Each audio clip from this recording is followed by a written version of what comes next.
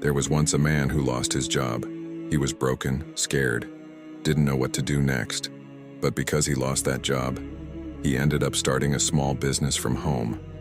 And that business became his peace, his time with family, his connection with Allah again.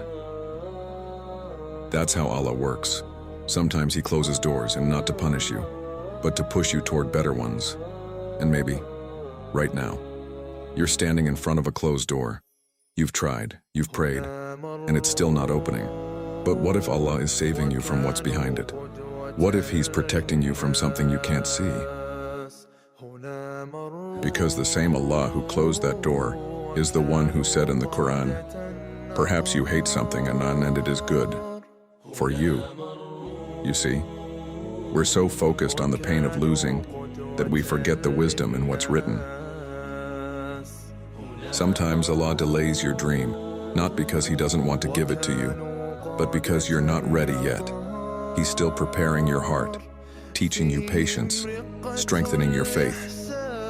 And then when the time is right, He gives it to you in a way that makes you cry and say, "Ya Allah, you really never forgot me." So don't rush your story. Don't think Allah is silent. He's planning your next chapter. And when it unfolds, you'll realize every no was actually a not yet. And maybe one day you'll look back at this moment, the pain, the waiting, the confusion, and smile, because it was all written perfectly.